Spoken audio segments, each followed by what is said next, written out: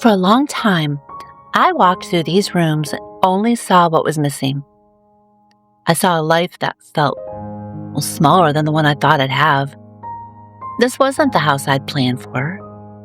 I kept thinking maybe someday I'd have more room, more land, a different house, a bigger house, and maybe I'd finally feel settled. But somewhere along the way, something changed. Not the house, me. For the longest time, I thought of this house as, just temporary. Not temporary like we were packing boxes or planning on moving next month. I just always had this picture in my mind that eventually there'd be somewhere else. I think because of that, I never completely settled into this house. I was always looking at what I would change. I'd walk into a room and immediately notice what wasn't working. Not enough storage, nowhere to put anything. I'd see a piece of furniture I liked and think, that would never fit in here. And I'd look at beautiful homes and imagine what I could do if I had all that space. The more I did that, the harder it became to see what was actually good about the home that, I already have. And without realizing it, I think I had started treating this house like a waiting room, like I was living here. But somewhere in the back of my mind, I was waiting to really settle into some other house. Our future home, my dream home. When you're always looking ahead to see just to where you think you're supposed to be, it's easy to miss where you are right now. Because my life wasn't waiting for that other house. My life was happening right here. I don't remember exactly when I started looking at things differently. There wasn't just some big revelation one morning. The truth is, there were real things about this house that bothered me. There still are. The ceilings need painted. There's a broken window in the living room. Some of the floors still aren't finished. The siding outside is only partly done. Then there's those 2 spare rooms that somehow seem to collect everything that doesn't have anywhere else to go. It just becomes a catch-all. There are things here I would fix tomorrow if the money were available, but right now, some of them just have to wait. And I think what started changing was realizing that I didn't have to wait with them. I could still enjoy my home. I could still make it beautiful. I could still make it work better for us. Instead of always looking around and thinking about what I couldn't change, I started looking at what I could. Maybe I couldn't make the house bigger. I couldn't finish every project right now. But I could start asking myself, am I actually using the space I have in the best way for us? That's when I did something that felt pretty big to me. I got rid of my dining room. Well, sort of. We had a dining table sitting in our little dining room because, it's a dining room. That's where you're supposed to put a dining table. And for a long time, I never questioned it. Except Tim and I hardly ever used it. Just the 2 of us here. And every time I looked at that area, all I could see was how crowded everything felt. That table was taking up a pretty good amount of space in a very small house. One day I stood there looking at it, and I thought, why am I even doing this? Why am I giving this much space to a piece of furniture that, we never use? Just because this room is called the dining room, that doesn't make any sense. So, I took the table out and I relocated it somewhere else. And instead of having this little dining room and this little living room, I opened the whole thing up and I made it into one large living room. I couldn't believe the difference. It felt bigger, it felt open, and it was so cozy and comfortable. And you know what? It worked. It worked for us. And the funny thing was, I hadn't gained 1 square foot. Nothing about the size of this house changed. I didn't build an addition, didn't knock down a wall. I simply stopped using part of my home according to a rule that didn't fit the way Tim and I actually live. And that got me thinking, how many things do we do in our homes simply because that's how they're supposed to be done? The dining table belongs in the dining room. The couch goes here. This piece of furniture belongs over there. But who says? This is our home. We're the ones who live here. I started realizing that I didn't need my home to make sense to anybody else. I needed to make sense for us. Tim and I didn't need a formal dining room. We needed a comfortable place where we could actually live. So that's what I made. And you know what? I absolutely love it. Taking that dining room table out changed more than just that room. It changed the way I started looking at the rest of the house. Instead of walking into a room and immediately thinking, this is such a small house, there's not enough space in here at all, I started thinking, what can I do with the space that I already have? Suddenly, that felt completely different because I could actually do something about that. I could move a chair. I could take something out. I could move something from one room into another. I could change the whole purpose of a little corner if I wanted to. And slowly, I started having fun with my home again. I started experimenting. Maybe this chair would work better over here. Maybe something I'd had in one room for years would look completely different somewhere else. Maybe a corner I thought needed another piece of furniture actually needed less. And believe me, I've rearranged a living room so many times that Tim probably wonders every day when he gets home from work if he walked into the wrong house. But I enjoy doing it. There's something satisfying about walking into a room that you've seen 1,000 times and suddenly seeing another possibility for it. I've learned that making a home feel different doesn't always mean buying something new. Sometimes all you gotta do is shop the other rooms in your own home. Move what you already have. Use something you already have a little differently. And sometimes, the best thing you can do for a room is take something out of it, especially in a small home. Because I began to realize I don't want to fill every empty space anymore. I want enough space to enjoy the things that are already here.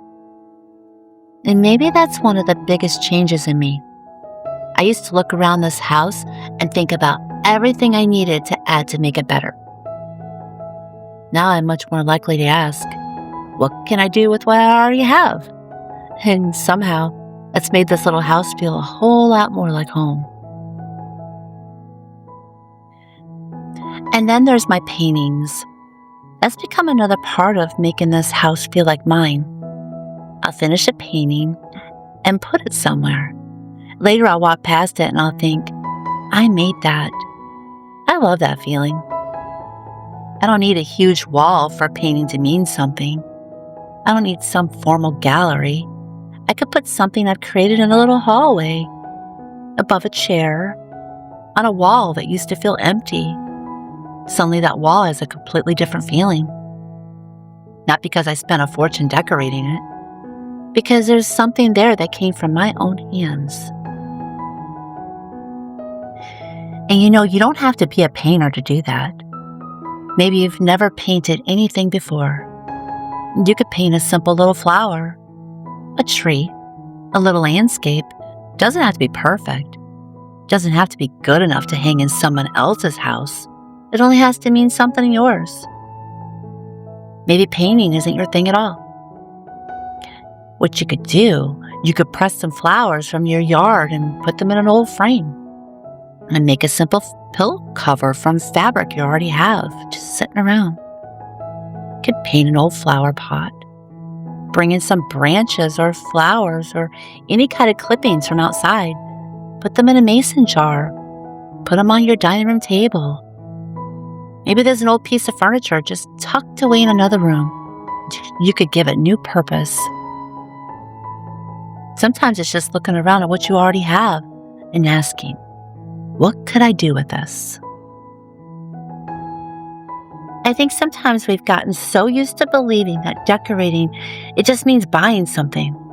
We look at an empty spot and we immediately think, what should I put there? What do I need to buy? I'm learning to ask a different question. What do I have that could make this space feel more like me? And I've noticed something. The more I've filled this home with things that actually mean something to me, things I've made, things we've kept, things that have a story, the less concerned I've become with making it look like somebody else's home. And that's been so freeing, because I'm not trying to create somebody else's home anymore. I'm creating ours. You know, there's something about painting that makes me slow down. When I'm sitting here in front of my canvas, I'm not thinking very far ahead. I'm usually thinking about whatever's right in front of me.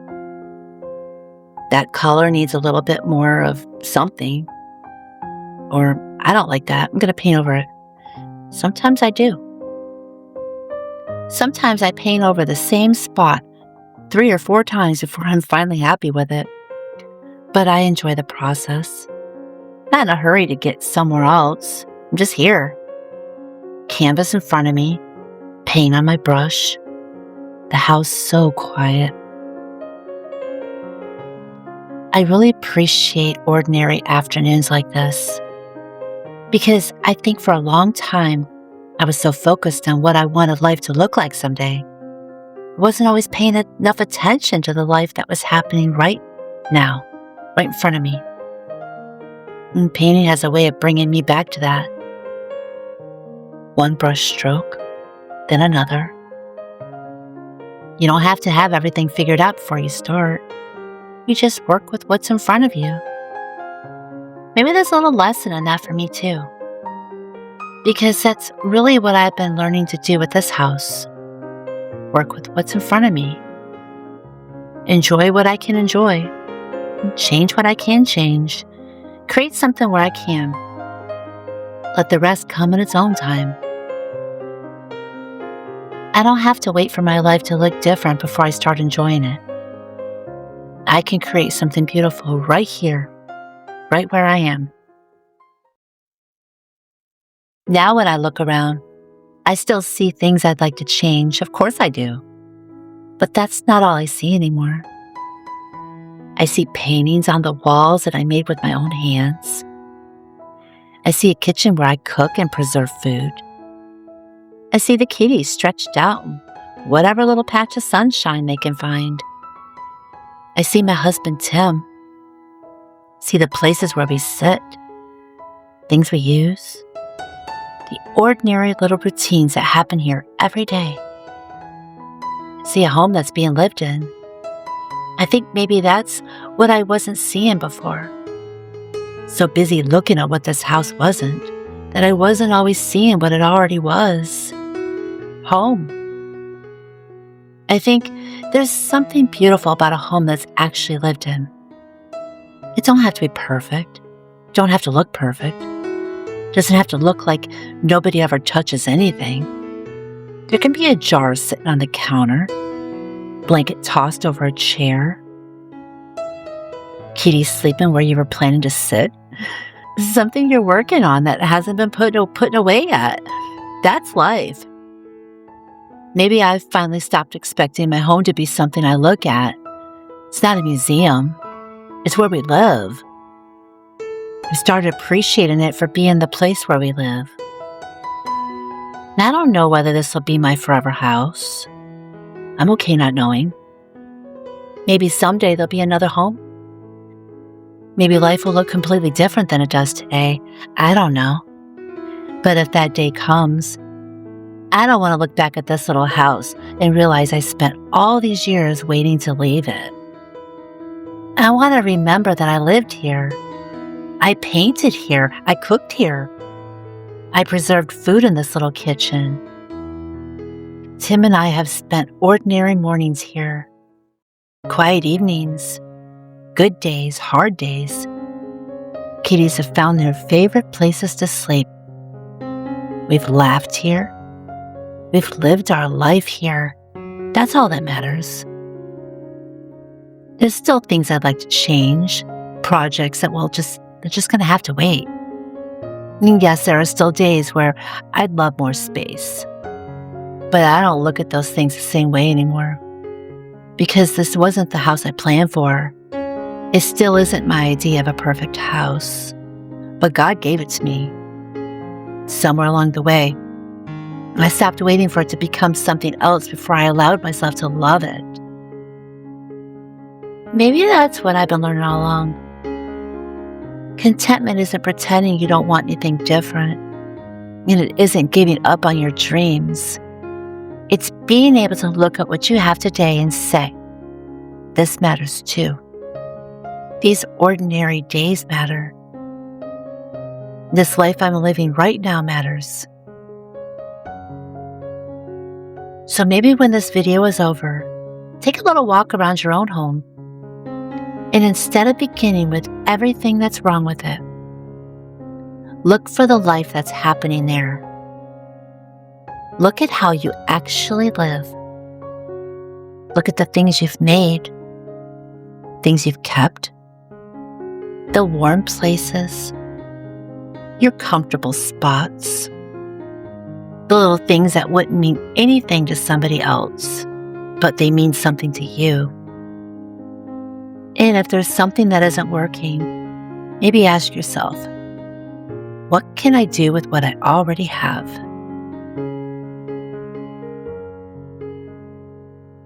Maybe you just needed to see it differently. Maybe you've discovered you don't need to change anything at all. I spent a long time thinking that someday, somewhere else, I'd finally have the home I wanted. But I don't want to spend my life waiting for someday anymore. This was not the house I planned for, but somewhere along the way, it became the home I learned to love.